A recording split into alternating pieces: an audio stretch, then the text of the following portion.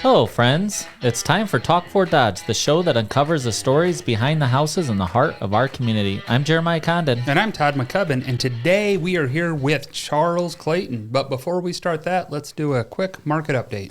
Market update. Market is good. We're busy. Everybody's busy. Things are crazy. And I have a featured house that we have a listing in our office, and that is 1706 20th Avenue North for $765,000. I knew you were going to bring this house up because, my goodness, it's cool. It is cool. You walk in, it's got a waterfall. Oh, Yeah. nice. Yep. Yeah. And it has a pantry that's bigger than a lot of people's bedrooms. Like, you go back, and it's like, oh, there's like another room behind the pantry.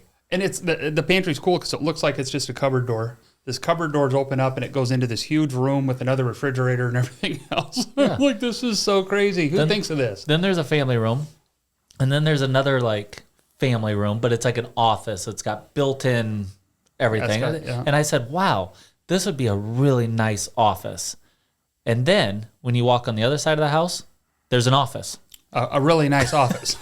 like a really nice office. It's like, oh, that other one's not an office. Yeah. That other one's like a den. Yep. Like, it's somewhere to just hang out with the kids and somewhere you can leave the nice part of the house nice and shut the doors when it's messy in there because that's where you actually live. yeah, and it still has 4 bedrooms and probably 5. I mean, Yeah, you could make a 5th bedroom easy. That basement's huge. You could make 6 or 7 if you needed. Yeah. The kids like have a bowling alley in the basement. Put one of those in. I know a guy. Yeah, didn't he say for his grandkids he wanted them to be able to play catch? Or He wanted it, so he could. They're pitchers. So he wanted enough room that it was like he was going to put the mound in for his grandkids. I'm like, they're only that age for a few years. yeah, so we heard that, and it's like we started looking around to see if they had like ball prints on the walls and stuff. It's like, no, they're pretty good. They actually caught the ball. Yeah, eye window. Yeah. And a window right behind where they were going to catch at, which I thought was kind of funny too. Yeah. Neat It's got a built-in bar in the basement. It also has like a pool room. It's got It has everything a house could possibly have in it. Mm-hmm. It has. Yep. With like a 4-car garage. Really cool. So if you're interested, give us a call. Todd McCubbin at 515-571-2110 to see the house. There you go. And I thought we'd do a little education piece because it's such a big topic, and it's the buyer's agreements. Oh, So as of July 1st, a law went into effect that you have to sign a buyer's agreement before you show houses. yep. And a lot of people, sometimes you still meet with them and you just haven't heard that or you didn't know about it. And we're just here to tell you that I don't think there's a realtor on earth that loves it, but it is something that a lot of times it's better to come to the office maybe and talk about it. But you do need an agreement, kind of like when you list a property, you have to have an agreement to sell your house. You also have to have an agreement to purchase a house. Mm-hmm. And it's different. We could probably do a whole episode on what that is. But no, yeah, you are going to get those calls and you are going to have to sign something prior to going in the house. And Yep. So make sure your agent explains it to you and don't just sign anything that you don't know what you're signing. So, and make sure you like your agent before you do it. And it's somebody you want to work with because you can. yeah. We used to say you could date and then you jump into it. Now you just have to jump into it without dating. I did get married the first time in 60 days. So it was pretty. How did that work out? Yeah, I'll tell you later. We've been watching The Lincoln Lawyer just because we like getting off topic. And he looks at his phone and it says second wife. So I changed my wife's name in my phone to second wife just to see what she would say. How'd that get over? Oh, she's laughing about it still. She's a good one. That's why she's a keeper. So we are here with Charles Clayton. And can you introduce yourself? Because a lot of our listeners aren't going to know who you are. Charles Clayton, born and raised here in Fort Dodge. Graduated from Fort Dodge Senior High in '89. Was part of the '88 state championship team. Nice. Went off to college for a year, played college basketball, got myself in some trouble. Where'd you go to college? DMAC Junior College. Okay, in Des Moines then. No, the basketball campus was in Boone. Oh, really? Yeah, so I went from Fort Dodge to good old Boone. That's a long way from home. And it was interesting, let me tell you. Yeah. But I loved it. But again, just wasn't mature enough really at that time and found myself back in Fort Dodge and then found myself in some more trouble. And then about 92, 93, decided to turn my life around. And since then, I've just been working with families and kids and youth in a lot of different areas, which we'll get into today. Nice. What? Got 3 beautiful boys of my own. Nathaniel is my oldest son. He works with me at AFES. Malcolm's my youngest boy. He graduated from college and moved back with his family. His wife and 2 daughters live here, so I'm a grandpa now, and I love it. And So awesome. then my middle son, Solomon, is still chasing his basketball dreams a little bit. Played professionally over in Europe for a year, but now he's just down in Texas training to get into a couple different, hopefully maybe a G League tryout or something like that. And then he's got his family down there, and my 5-year-old grandson, Andre. And so life is good. That's great. Life is good. So how many grandkids total? I had 3 total. Nice. 2 girls and a boy. Aren't they so much fun? Yes, they are. Yes. We had Zeke the other day, and our 5-year-old grandson. And it was just, it's more fun. Like, Papa, can we do this? And it's like, you get to say yes to everything. Yes. Your kids are like, no. Can I eat this? Yes. Can I break this? Yes. Can I climb on this? Yes. Do it all. Do it all. You want some Red Bull too? I had an old gruffy guy look at me one time and ask me about my dad and how he likes grandchildren when we first had Samantha. And it was really cute because he looks at me and he goes, man, I never knew you could love anything more than your child. And then you have a grandbaby. Yeah. And I was like, oh my gosh, that's kind of a cool thing to hear. Yeah. It's we're going to have 7 here soon. My oldest daughter. Nice. Well, by the time this airs, my oldest daughter will have adopted 3 stepkids. Nice. So she's Congrats. had foster care for a year and a half. So I'll have 7, and they are all of them. They're so much fun in their own way, and all the different personalities, and watching the personalities grow, and it's a blast. So I love how you're from Fort Dodge and you stayed in Fort Dodge. A lot of people, when I'm realtor, you go out and talk to people, they're like, so how long have you been here? And it's like, forever. I guess I've never Born and raised. Yes. What do you want to know?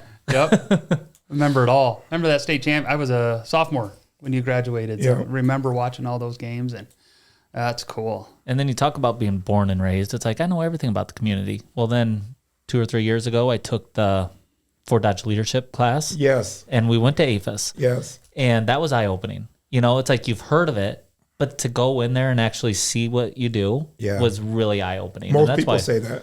And that's why I really wanted you on the show, because it's like, it's such a good program. And the more and more you hear about it, you do a great job. I appreciate it. So I'm excited to talk about that and everything that you do. Can you tell our listener what AFES is? AFES is Athletics for Education and Success, homegrown nonprofit. Me and some friends around probably 2000, 2001, all guys, just kind of thought we needed to give back to the community and had no grandiose ideas of what we want to do besides we played sports. That's where the name comes from. Basketball camps, football camps, baseball camps, etc. Tell kids stay off drugs, stay in school, get good grades, be good people. We'll give you a T-shirt, we'll feed you some pizza, and go about your way. And the community and kids and everybody kind of said we wanted more. So it just started to grow. And the kids wanted a team. And then the teams, we needed a league. And then we saw we're doing all these great sports, but we don't think we're getting the behaviors and attitudes that we want. So let's start an after-school program. And we're going to do middle school. And then that grew to, you can't do middle school because middle school kids sometimes watch elementary kids. So now their elementary brothers and sisters had to come along. And then we needed a bigger space. And so we went from having a small office space at the Snell building to Lori Hagee, who used to run United Way, talking us into moving over to the old Sacred Heart building. We're there from 2004 to 2010. And then in 2010, bought the old Hillcrest Elementary School where we're at now. 2016, built our Martin Luther King Recreation Center, 13,000 square foot, right around $1 million project. We built that. And the community's been great. Like I tell people, Fort Dodge gets a lot of bad rep, but AFES wouldn't be around if Fort Dodge was a bad place. We've just in the last 5 years, and I'll talk about this later, started getting like federal grants and state grants. But until then, it was like we were funded by Fort Dodge. We grew because of Fort Dodge and how great the people and community and everybody is here. And they really are. So the community knew they needed you and supported it. Supported it big time, yes. Oh, That's yeah. awesome.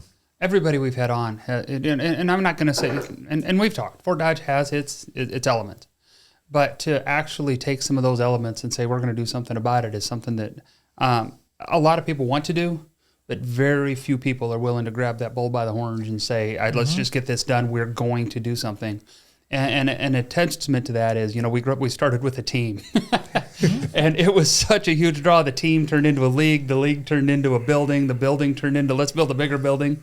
and that growth and that organic growth, that's just it's huge, and it's such a needed thing for youth of all kinds. Yeah. I mean, I'm trying to think where I was, and the kids are like, yeah, we go to AFES all the time, and we do this, and we're just so involved. And I think you get good people around other good people that just brings out better people. And yeah, it's just, for me, it was kind of like anybody's heard me talk before, like Jerry Patterson had a profound impact on my life.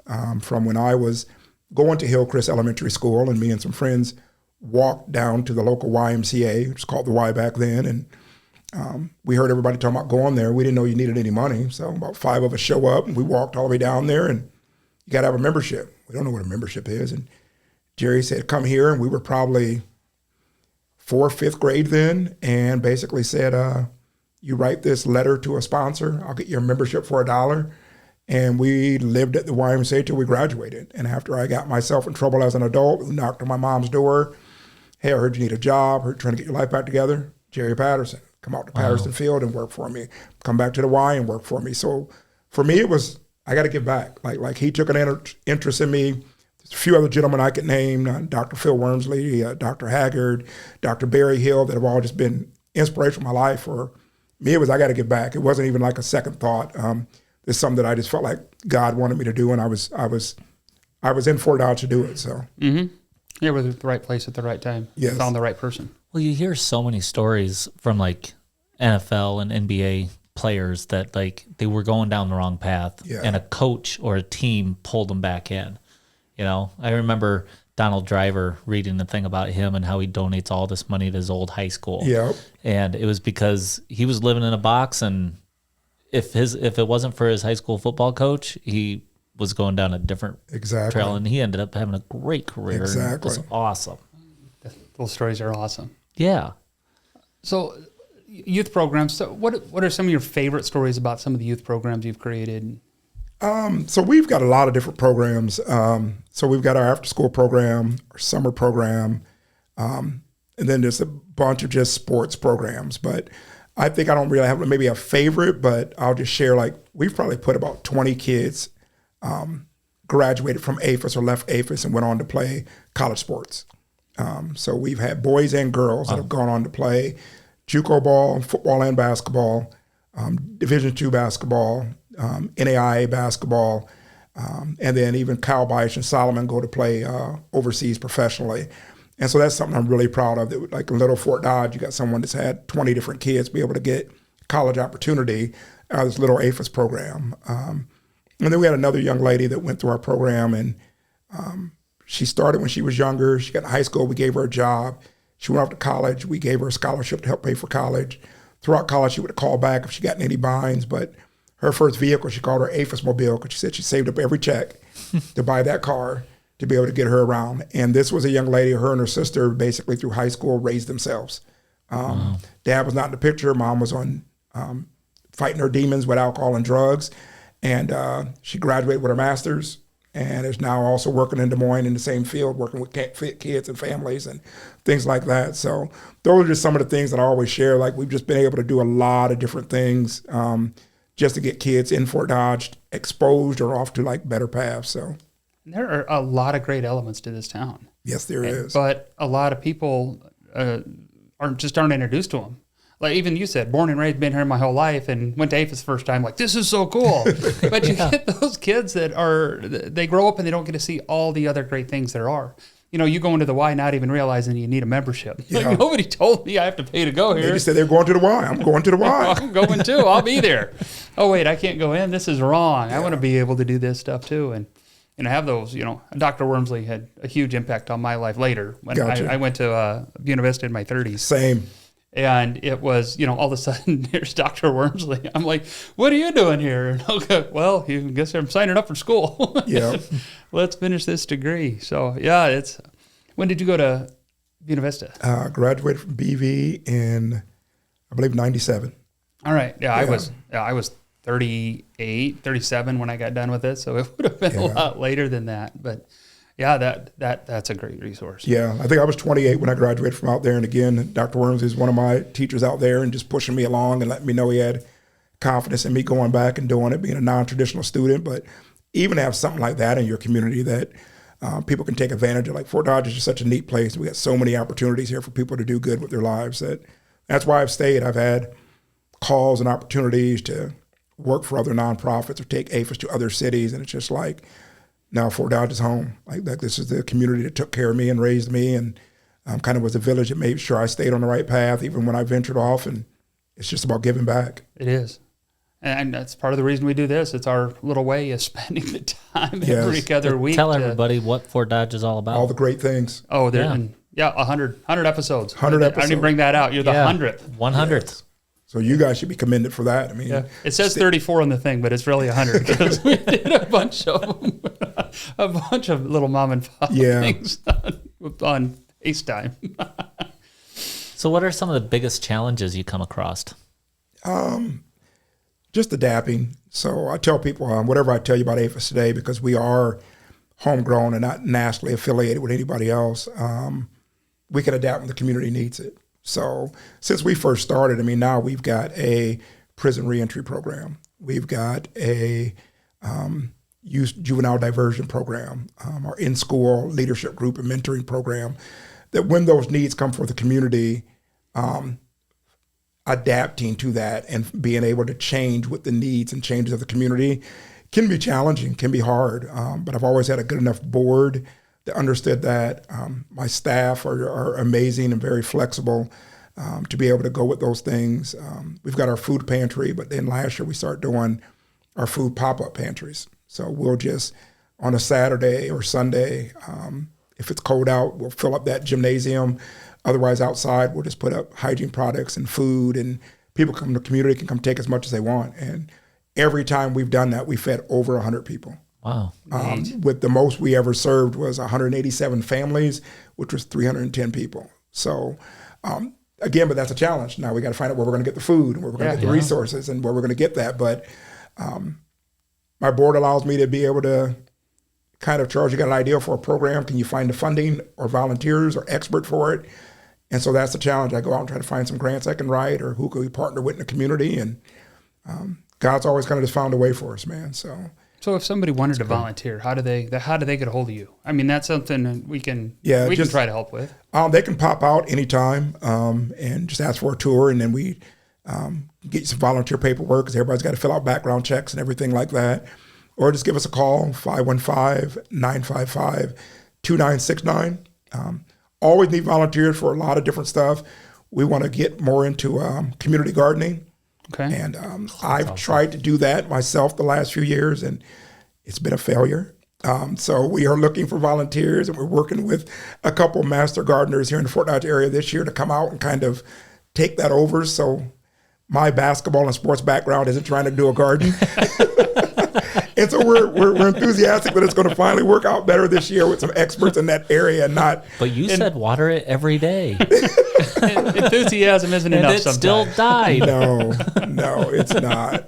And again, never had tried to garden before, but the kids wanted it one year, and we've gotten some stuff out of it, but not like it should have. So I'm again, some master gardeners from Fort Dodge have reached out, and we're going to try to grow that. But we're kind of unique, because I kind of want to put volunteers where they're good at.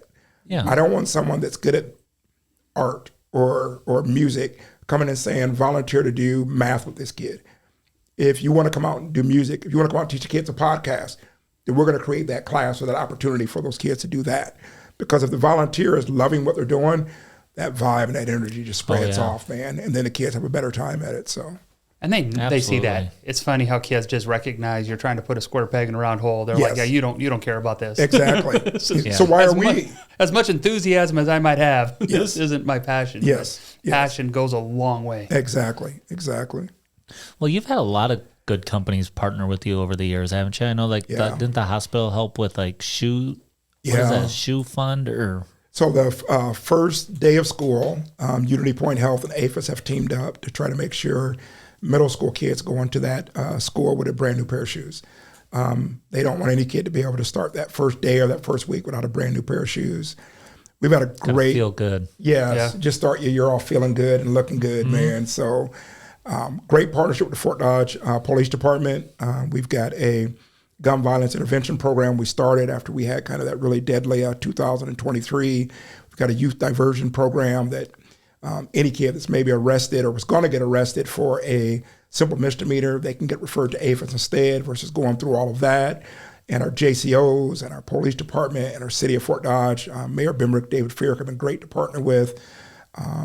Fort Dodge Schools, Iowa Central Community College, Prestige Foods, our residential correctional facility with our prison reentry program, trying to get guys that are coming back in the community with a mentor and the right resources so they can be successful and stay out of trouble and get their lives on track. So again, just those businesses have been great and agencies have been great to partner with, but I always say the faith community has been our saving grace. The faith community in Fort Dodge has always somehow took care of us when we've had some, am I going to pay bills this month? Am I going to keep the doors open? Are we going to be able to pay staff? It's never failed without me soliciting it. A church will call up and say, we want you to come speak at our church. We want to take care of AFES for a year.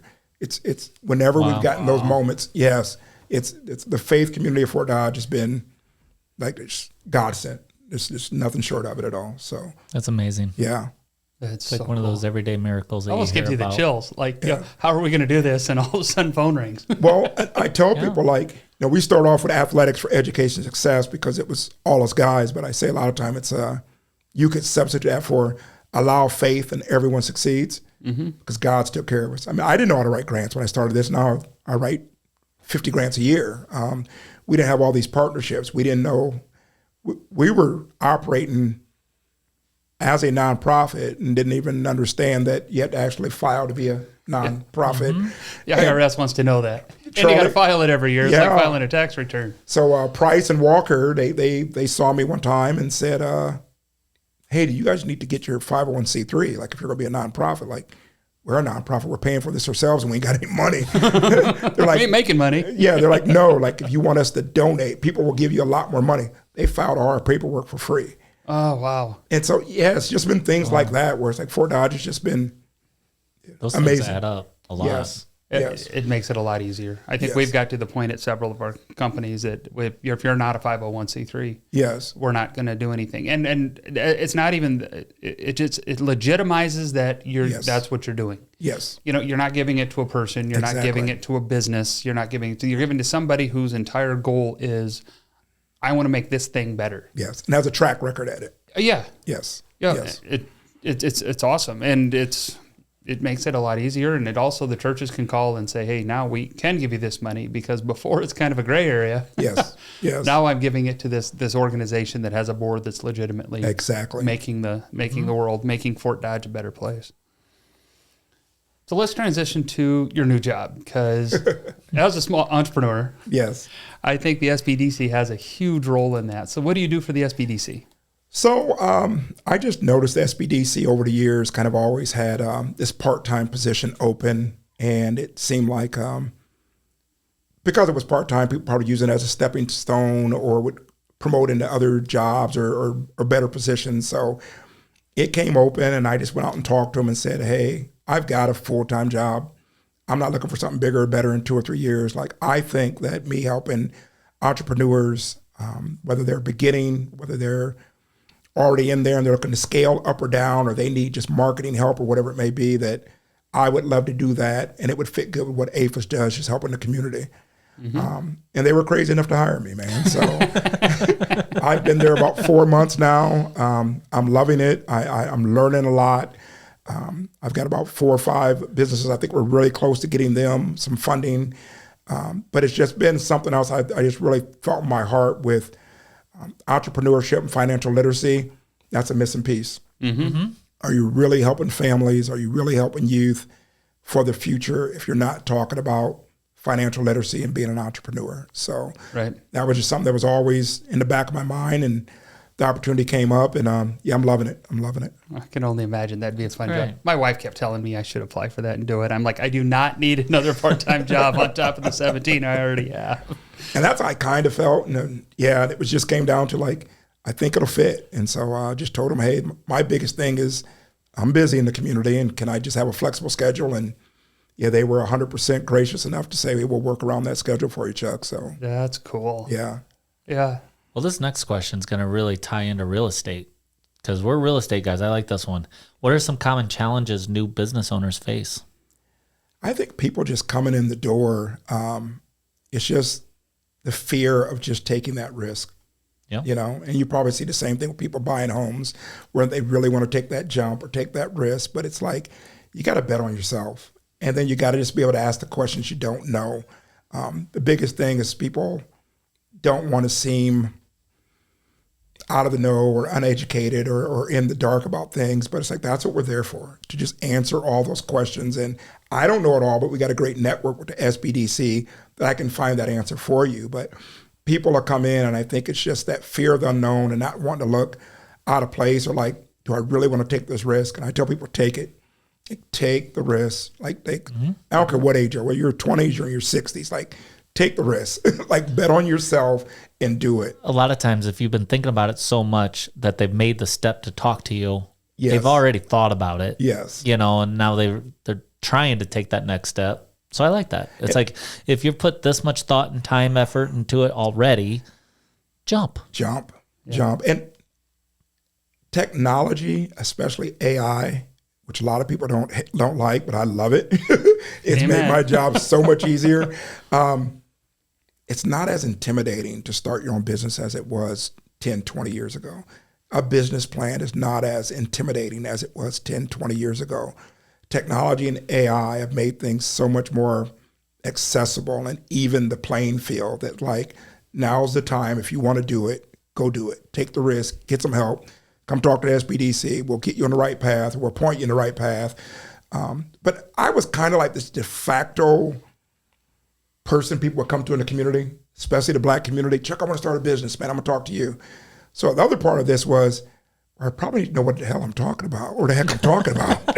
So I might want to go over here and get this professional experience if everybody keeps coming to me. So let me actually get trained to tell people the right things versus shooting from the hip. Yeah. So, yeah. I had a guy come to me the other day. He goes, I want to do this. I want to buy this building and I want to do this. And I'm like, you earned about $8 million already. Yes. And it just, he needed to step into this, not, sometimes you need to grow. And Shiny Top's successful. Yes. Because it started out with 2,000 square feet, and then we added next door, and then we added this, and then we added this, and we grew into this business and grew it and grew it and grew it. And he's already got a shop downtown, and I'm like, why don't you just get this here, and it does exactly what you want to do to grow this little piece of your business, and let's see how that works first. So you're not in $8 million, you're in $300,000 with, $20,000, $30,000 down payment if we can find the right programs to make this work. And 100%. He goes, I didn't even think of that. And now all of a sudden he calls me every day almost. He's like, I think I got this, and what about this? And I'm like, you're on the right path. Let's get this going. And it's just, it's fun working with those guys. And I do it for free, I guess I should. You should have listened to your wife. I should have listened to my wife. But that's a big part of it, is just getting people to understand, like, your end goal doesn't have to start today. Right. And so it's a conversation I have with a lot of guys in our prison reentry program. It's just like, when you get out, like, right away, they want the nicest car and they want to buy a house or be in the most expensive house or apartment. It's like, what you're driving today doesn't have to be what you're driving in 20 years. What you buy today or live in today isn't got to be what you're going to be in 5 to 20 years. It's like, be okay with the process of growing into bigger and better things. Yep. You don't need that instant gratification that you see a lot of our society now thinks they got to have. So. Oh, yeah. I've told a couple clients that wanted to buy a brand new car to read Rich Dad, Poor Dad. Yes. And one of my favorite sayings in that book was, a poor person buys luxury items first. A rich person buys luxury items last. Yes. Yep. And it's like, so simple. Yes. But you see some people be like, oh, I got to go buy that Fossil watch, and I just got a check for $115, and I'm going to go to the buckle, and now I got a $115 watch, And I remember this really happened when I was in the restaurant business with a kid. And all of a sudden I look at my watch and it was $6.99 from Walmart, and it looked cool, but it was $7. And it's like, right. What do you need anything more than this silly thing? I tell a lot of people, especially like new dads, like, I'm a new dad, like, what should I read? Rich Dad, Poor Dad. Mm-hmm. It's like, I can give you a bunch of other ones, but it's like, I tell everybody to read Rich Dad, Poor Dad. But I think you might have dated yourself a little bit on that Fossil watch. Yeah, I know. I think we all know what that is. You might see other people talking about What's a fossil watch? Ask AI. That is funny. Ask AI. Did I tell you one of my favorite things to do anymore? And I don't do it much. At first, I did it all the time, but ChatGPT you can talk to now. Yes. And I'll have it on CarPlay in the car. Gotcha. And ask it ridiculous questions while I'm going down the road. Just for entertainment, amusement, huh? Yeah, well, I'll ask it marketing questions like, hey, we're gotcha. having trouble marketing the brewery because, how do we get to people? Because it's been there 8 years and people still say, well, I haven't been there yet. Yes. Hey, ChatGPT, how do I get to people that haven't been to a restaurant that's been there for 7 years and let them know this is what it is? And it talks about social media marketing. It talks about traditional marketing. And I'm like, okay, so social media, what should the post look like? And then it'll give me a whole transcript. Yes. I can copy and paste it into Facebook. And that's what I mean. Like, I love AI. And it's great. It's even the playing field of people that want to really use it like you're using it. Mm-hmm. Like, it can do so many things. We're going to do a great big rebranding of AFES, just so people know all the new programs that we've added. And a lot of it I'm getting right from AI of how we're going to market that, how we're going to push that out there in the stages to do that. And it's just, it's amazing. I've been testing it out. So the questions here, I kind of give AI some Gotcha. ideas of what to write. But I said, hey, search the internet and write up some questions about Charles Clayton, the SBDC and AFES in Fort Dodge. It pulls up your picture. Yes. So I put up 4 pictures and then wrote all these questions. And I'm like, that was way too easy. Of course, then you read it and say, okay, can you tweak Change this? And it's just the craziest thing. And I'm like, it even the playing field on me being able to do a podcast because I have a 4-second attention span. Goldfish have more attentions than I do. Gotcha. Do you have any examples yet of a local business that you've been there only for 4 months, so it's probably hard to. A little early. Yeah, I don't really have any examples. I mean, we're getting close to having some successful, but also like with all our services, it's 100% confidential. It's also 100% free. So I got to be careful like what I would share, even if I had 2 or 3 examples, because again, without people giving us that permission to share their stories, we can't really share a lot. But again, all the services are free. We'll be with you until you no longer want us there by your side. And that's everything from writing a business plan to getting you ready maybe to try to get either a bank loan or a non-traditional loan. We've got some good partnership with some non-traditional loan sources. Or if that's even talking about scaling like you talked about. Like, and that could be scaling up or scaling down. You feel like you're overwhelmed.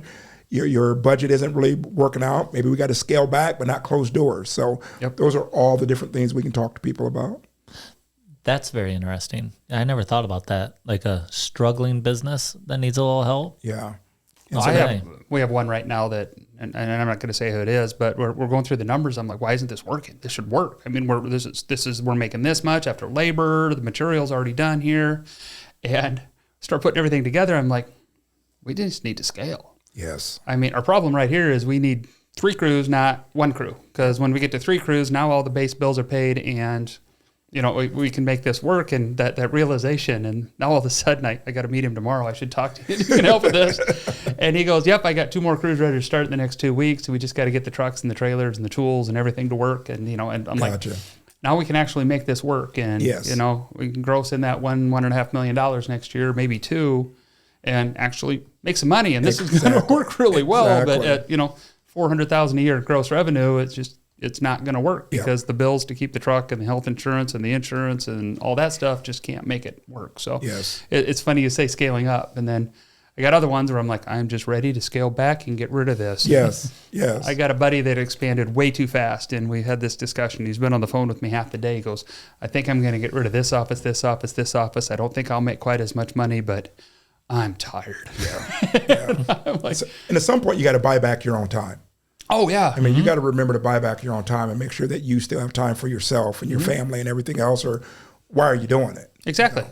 And there's that initial entrepreneur put in 100% of the time, but at some point, if you're not buying back your time, it's just not worth doing. And you need to work on your business, not in your business is another big one that a lot of people have trouble with because they feel like they're not doing anything when they have a manager that's doing this and this and like, no, I got to be in here doing it. I'm like, no, you need to step back.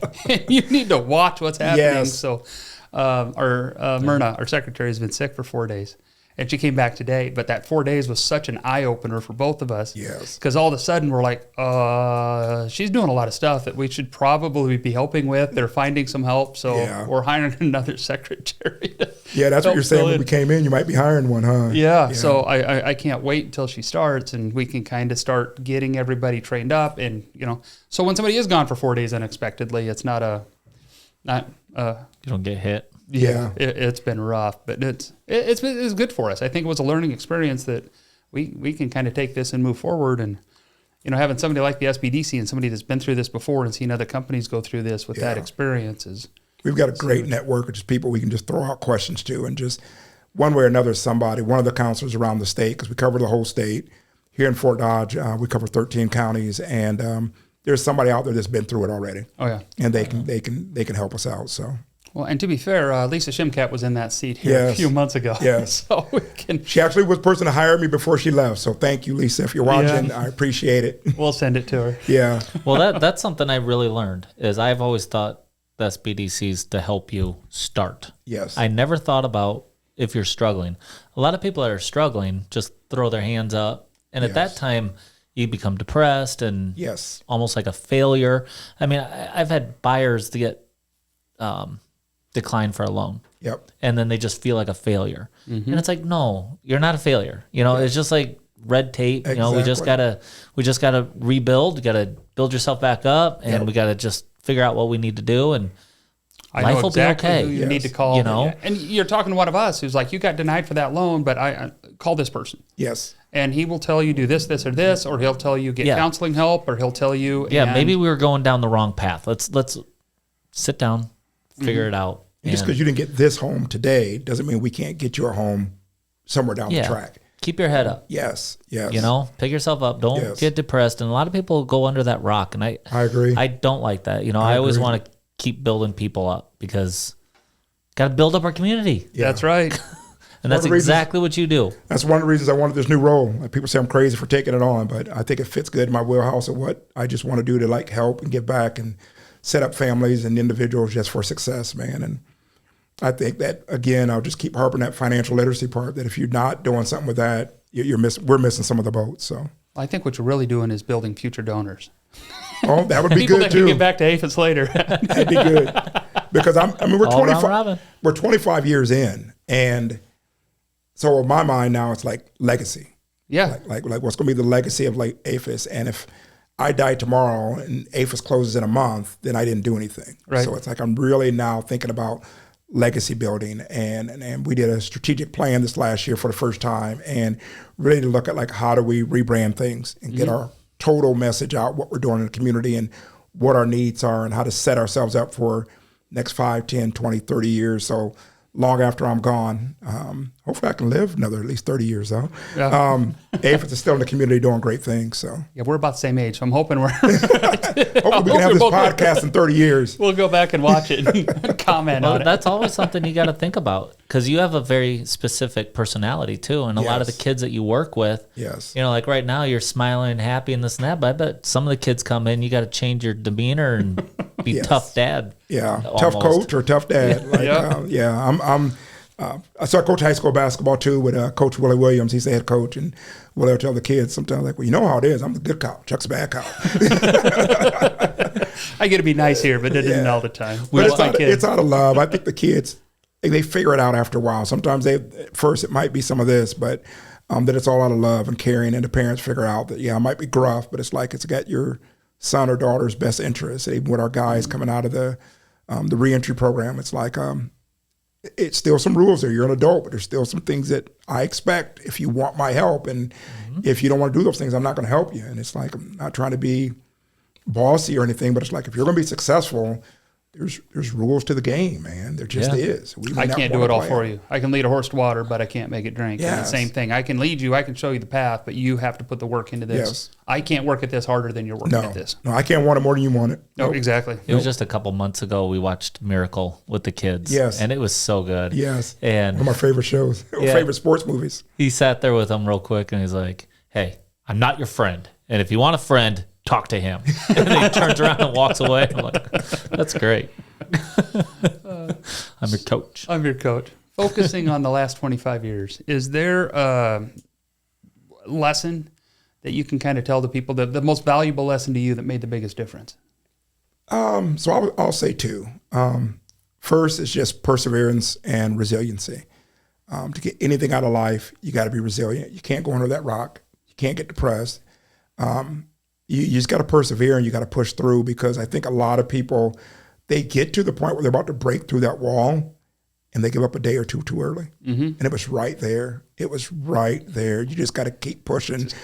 We've had dark times. We've had times where I didn't know what we were going to do. We've had times where I don't know how we're going to help this family that really needs help. And it's just like, I just never lost hope or faith and just kind of kept believing that AFES is doing this for the right reason. God will find us a way. And we've lasted 25 years where there was no business plan to do this. There was no mentor to do this. We just kind of persevered and had resilience. But I think another big lesson that I've learned, and this has been a recent one, I have received an award recently for some of my work in the community, and people were getting up there saying about all the good things AFES has done and the impact I've had on people's lives. And some people spoke that I didn't know I had that big an impact on them. What I took from that more than anything is like, if your good moments that you take for granted can have great impact on someone, what about your bad moments? Mm. What kind of impact did you have on people then? And that really stuck with me, that like some of these people that said I've made this impact on their life, I didn't look like I really like did a lot for them. I just thought it's what I do, or I took it for granted. But it's like, what about our bad moments? What about my bad moments when I haven't been a good person to someone, when I've said things, my mouth has got me in trouble, or my attitude, or even just whatever it may have been. It's just like the next 20, 25, however many years God gives me here, it's like I really want to work on those bad moments and know that those have just a bigger impact on people as your good moments. Like that was probably a big thing that I took away within the last 6 months of my life, man. So that's really powerful. Yeah, it really like. I told my best friend, and he's like, "How'd you get that out of a Nate when people are like honoring you?" Everyone's like, "You're awesome," blah blah blah, and it's like, well, but that's good. That's what stuck with me. So yeah. Wow. So Fort Dodge, we talked about the past. What do you see? Where do you see Fort Dodge going, and your role in Fort Dodge moving forward for the next 30 years that you talked about? So I just hope Fort Dodge continues to like just galvanize ourselves and come together and work together for bigger goals.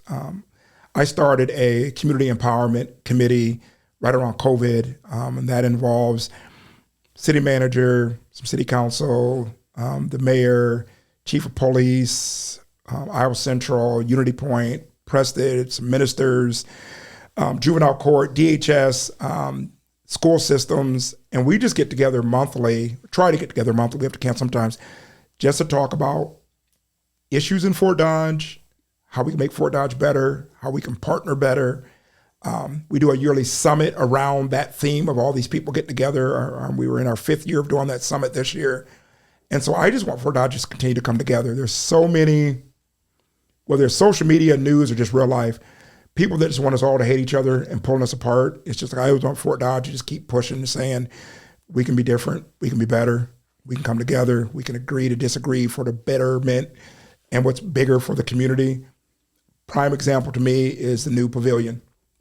Everybody's got their ideas and thoughts on that. And I've been asked at a meeting we were at last week, someone said, "You've been really quiet on that, Charles." So I said, you know what, I'm on the podcast, I'll kind of make my thoughts known that people are like, well, is that going to impact AFES negatively? Or is that going to be a competitor of yours? It might be or it might not be. I don't know. But to me, it's like, does Fort Dodge need that? We need it. Mm-hmm. So I'm going to support it. I don't think people understand that without that there and the foot traffic that hopefully it brings, we probably wouldn't have our Chick-fil-A. We might not have Dunham's back. Nope. We might not be getting 3 or 4 other businesses we want to get. So whether or not it impacts a small percentage of AFES, which is our basketball program where we do so much else for the community, that's really not what that's about. It's like, does Fort Dodge need that? Yes, Fort Dodge needs it. Mm-hmm. And if it impacts AFES, good or bad, then AFES will have to adjust and rebrand and remarket, just like you do with anything else. But I just want Fort Dodge to kind of, we get in our own way sometimes, and just like, let's just get out of our way and just figure out how we can just galvanize ourselves and show Don't not here. Overthink it and jump. Yes. So I have a friend who's got well, it's got 6 kids, 4 of them are in we go everywhere all the time. They're in every sport. They travel. They were in Minneapolis playing basketball this last weekend. Do you think the pavilion might have that to all of a sudden these AFES teams can start playing these teams from all over the region and make these teams just better because they have better competition? Because the way to get better is to play better people. Do you think there's a partnership there you could put in place? And this is just me shooting off the hip to say, hey, let's get some of these teams in here. Well, some of the guys that some of the basketball programs are going to be in the pavilion. I know the guy that runs like the Play for Him, and so he's talking about AFES coming out to some of their tournaments when they do things. So we'll try to support it best we can and go on there. But I've been doing this basketball and AAU thing for about 25 years now, and so for me, I'm and it's probably the old school person in me too. It's like we're actually getting away from traveling every weekend. Like I think that looking back on my boys' own journey, I don't know how great that was. I think sometimes kids still need to be kids. Parents still need to have a weekend off to be parents and family. But also, if you listen to the European model that is kind of taking over the NBA, and they have a better brand sometimes than we do right now, it's not about playing every weekend. It's about skill development. And there could be some partnerships with AFES and the Pavilion or the basketball programs in there where we're doing some group camps together and just building kids' skill development and basketball IQs and things like that. But I just think there's a shift that's needed too with sports right now in America with traveling every weekend. Yeah. Every weekend. My kids didn't grow up in that era where you just did stuff like that. It was, you can be in basketball, you can be in band, you can do this, but it's not going to commit our entire lives to doing this. Well, then I have a question for you. Last year I coached the 5th grade girls basketball team. Gotcha. And we lost a lot of girls to year-round volleyball. Yes. What about this year-round sports? What do you think about that? Well, and our basketball program at AFES is year-round, but we don't travel year-round. And so that's where I think, and I've been telling my coaches, like, we're going to get more into just shooting camps, shooting clinics, skill development. And that group of parents that still want to go travel year-round, that's fine. But I think that, again, what's wrong with taking 2 or 3 weekends out of the month to say that we're just going to do something at home to be able to just skill development? But to your point about losing kids to other programs, 5th grade's too early. Yeah. I just think 5th grade's too early. Like you need to get, so with my own boys, they played every sport until high school. And then when we got in 9th grade, it was like, all right, what are we really serious about? Like, what are you, football, basketball, like what do we want to try to maybe play after high school, if that's even a goal? But 5th grade, man, go play every sport you can and just have fun playing sports. Like, no pressure. Well, I think you can learn something from basketball to make you better at softball and make you better at volleyball. Like, especially at those young ages, you're learning teamwork. You're learning how to play with others. You're learning how to pass the ball, whether it's whatever. And the big thing is when you say teamwork, it's like what you're saying now is the same group of kids just stick with each other all the time. Mm-hmm. That's not real life. You're not going to be with these same people for the rest of your life. So what happens when you get in 10th grade and that crew you always ran with, because now 2 of them have to get jobs. One of them didn't grow and just doesn't want to play sports anymore. 2 of you just don't get along anymore for whatever reason. And like now you are introduced to other people, ages, cultures, races, religions. Like, we're building some very superficial bubbles around our kids when we do some of this stuff that I don't think is healthy. So I agree. Jinx. You owe me a Coke. Yeah. So this isn't on the thing, but we kind of addressed it. But if you go back to 12 years old, 15 years old, what advice would you give yourself? Never burn bridges would be my top one, because I burnt some in middle school and high school, just being angry young male, but also experience as much as you can. I didn't learn that until I got to college, and I took like a class on Shakespeare. Oh, yeah. And later in life, I did a play with Hawkeye Community Theater, and I said, "You dummy, you should have been doing this in high school. You know how much fun you could have had." It was fun in high school. But in high school, it was like I was a sports or a jock and an athlete, and so that was looked at as something that you didn't do. And so it was you might be in Chicago on the big stage. I played piano and saxophone up to 8th grade, and then that wasn't cool with my peer group, and I quit doing that. And it's just like geez, like kids, if you're out there and you're watching this, your parents, you watch it, like do every sport you can, every activity you can, dip your toe into debate, cheer, dance, bowling, golf, musicals, like try it all out. Like, but I think, I regret giving up on some of those things or waiting until I was in my 30s to do my first play, and I had a blast on it. It's so much. I haven't done it really. I did it in high school because I was that kid. But before the show started, we were talking because I'm going to a Book of Mormon tonight with my mom. Yes. I didn't tell her what Book of Mormon's out, so it's going to be interesting. But you were talking about that. You go, I want to see that one and Hamilton, and just going to some of those shows and that culture. I had season tickets down at Civic Center for like 2 years, man, because I love that stuff so much. It's so so I was much going fun. down there seeing Cats, seeing The Lion King live, like Phantom of the Opera. Like I was just loving it. It was just like, what were you thinking in high school? Why didn't I do this? Yeah, I get it. Why not get that experience? And it opens your mind. It opens. I believe it helps your brain cells just grow even more, so you're not limiting yourself. So that would be two things: experience as much as you can,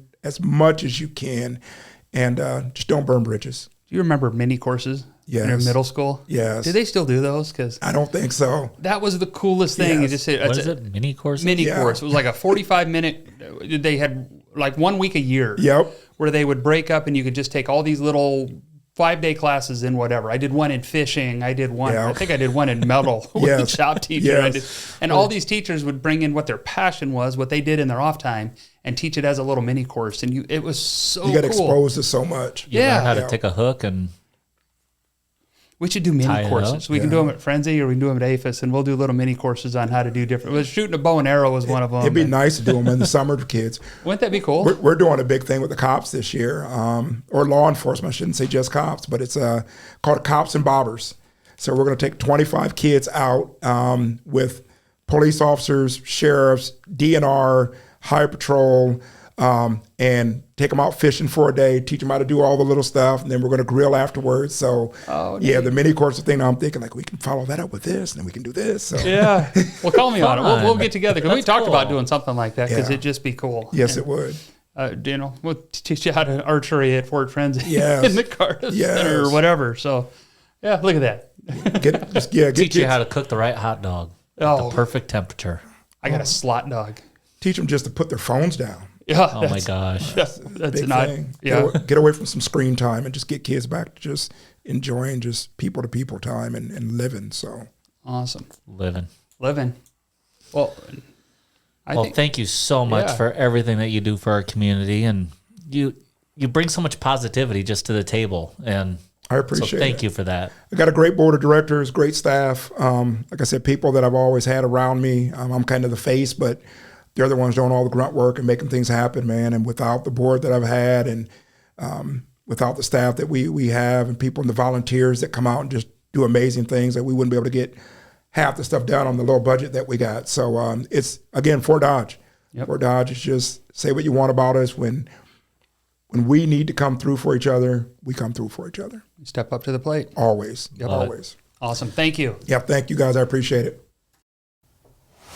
That's a wrap at today's episode of Talk Fort Dodge. Stay connected with us on social media and join us next time as we continue exploring Fort Dodge's stories through the lens of two lifelong Dodgers. I'm Jeremiahjcondon. And I'm Todd McCubbin, and this is Talk Fort Dodge.